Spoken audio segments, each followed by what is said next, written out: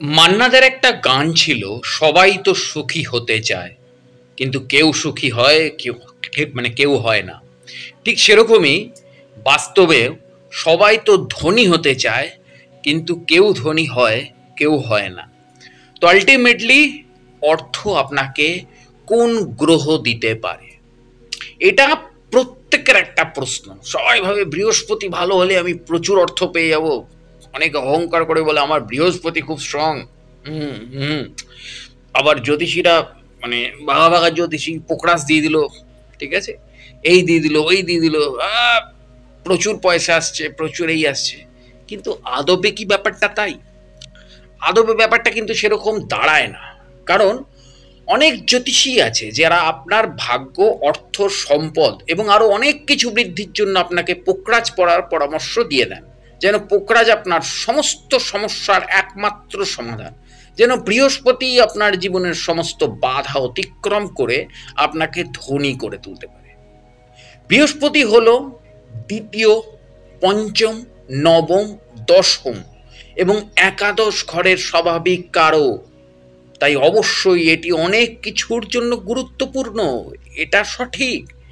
বৃহস্পতির স্ট্রংনেস খুব জরুরি, কারণ বৃহস্পতি আপনার দ্বিতীয় ঘর, আপনার পঞ্চম ঘর মানে আপনার জন্মছকের দ্বিতীয় ঘর অর্থাৎ আয়ের ঘর, পঞ্চম ঘর, নবম ঘর, দশম এবং একাদশ ঘরের স্বাভাবিক কারক। তাই অবশ্যই এটি অনেক কিছুর জন্য গুরুত্বপূর্ণ।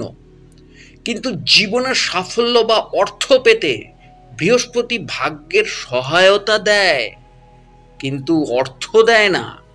অর্থ আপনাকে বৃহস্পতি দেয় না, কিন্তু বৃহস্পতি আপনাকে অর্থ পেতে ভাগ্যের সহায়তা দেয়, কিন্তু অর্থটা দেয় না। ধন সম্পদ অর্জনের জন্য বৃহস্পতির প্রকৃত জ্ঞান দিতে পারে, বৃহস্পতি কখনো অর্থ দেয় না। আপনার কাছে ইতিমধ্যে যা কিছু আছে তা আপনি আপনার গুরুর আশীর্বাদ বা ঈশ্বরের আশীর্বাদে বা পিতামাতার আশীর্বাদে বা সমাজের, পরিবার, আত্মীয় স্বজন যাদের উপকার করেছেন, যাদের জন্য করে যাচ্ছেন, ইভেন অবলা প্রাণী, পশু পাখি, এদের প্রত্যেকের আশীর্বাদে আপনি সেটাকে প্রসারিত করতে পারেন। এইটুকুনি বৃহস্পতি করতে পারে, মানে বৃহস্পতি আপনাকে এই আশীর্বাদের জায়গাটা সেন্ট্রালাইজড করে দিতে পারে। একইভাবে অর্থের ক্ষেত্রেও শনির দেওয়ার মতনও কিন্তু কিছু নেই। শনিও যে অর্থ দিচ্ছে, টাকা পয়সা প্রচুর দিয়ে দিচ্ছে, তাও নয়। শনি হচ্ছে দ্বিতীয় এবং নবম ঘরের স্বাভাবিক কারকও নয়। তাহলে শনি কি করে অর্থ দিচ্ছে? শনিও তো অর্থ দিচ্ছে না, কারণ তো শনি দ্বিতীয় ঘর বা নবম ঘর অর্থাৎ ভাগ্যপতির মানে ভাগ্যস্থান এবং আপনার আয় স্থানের কারকও তো শনি নয়। কিন্তু শনি আপনার জীবনে অর্থের প্রবাহকে ব্যালেন্সড করতে জানে, অর্থাৎ সামঞ্জস্যপূর্ণ করে তুলতে পারে। শনি ধারাবাহিকতা বজায় রাখে, ধারাবাহিকতা। যেমন দেখুন, শাহরুখ খান সেই কবে সুপারস্টার ছিল, আজও সুপারস্টার আছে এবং তিনি সুপারস্টার, মিলেনিয়ামের বড় সুপারস্টার হয়েই রয়ে গেছেন। তো এক্স্যাক্টলি এইটা হচ্ছে ধারাবাহিকতা। শনির ধারাবাহিকতা অনুযায়ী আপনার কাজটা রেগুলার, ব্যালেন্স এবং একটা সঠিক নিয়মে এগোতে থাকবে এবং সেটা প্রসারিত হতে থাকবে। শনি দেয় ধৈর্যের পরীক্ষা, শনি প্রচণ্ড ধৈর্যের পরীক্ষা নেয়। আপনার হয়তো আজকে বিজনেসটা ঠিক চলছে না, আপনি মনে করলেন, আমি আমার একটা বন্ধুকে দেখেছিলাম, সে 1 সপ্তাহ ধরে একটা বিজনেস করতো, মানে সেই 1 সপ্তাহে যদি সেই বিজনেসটা লাভ না দেখাতো তাহলে সে পরের সপ্তাহে আরেকটা বিজনেস করতো, এই করতে করতে সে জীবনে আর কোনো বিজনেসই করতে পারলো না। তো এক্স্যাক্টলি এইটা শনি নয়। শনি মানে একটা জায়গায় আপনাকে টিকে থাকতে হবে, আপনি জিরোতে পড়ে যাবেন কিন্তু তাও আপনি টিকে আছেন।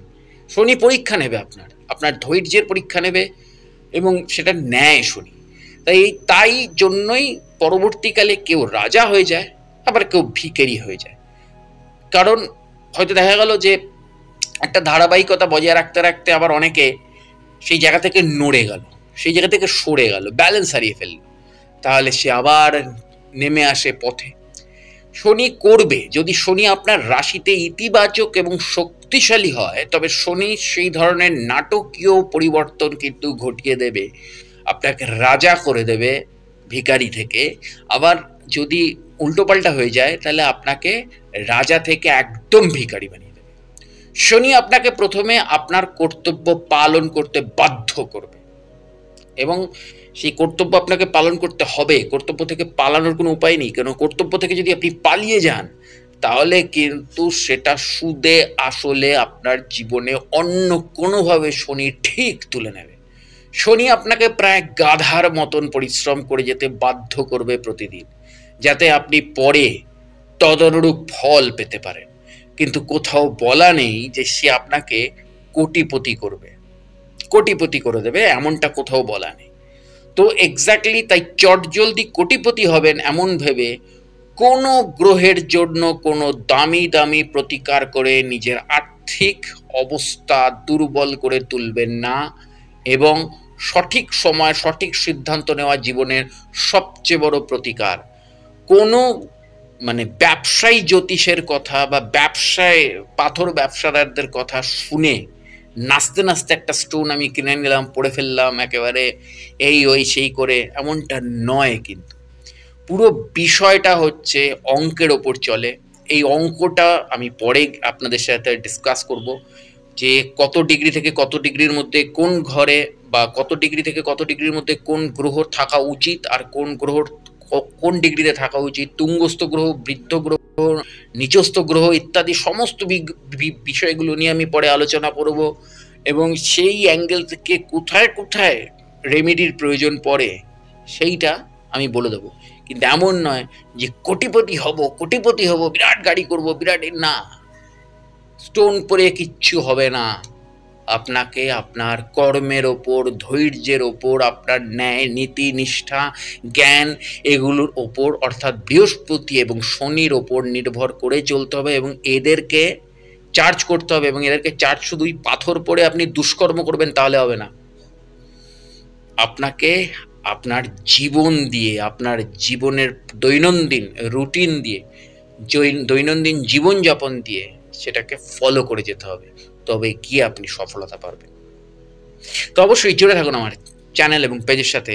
দেখা হচ্ছে পরের ভিডিওতে, আরও অনেক আপডেট নিয়ে আসছি। নমস্কার।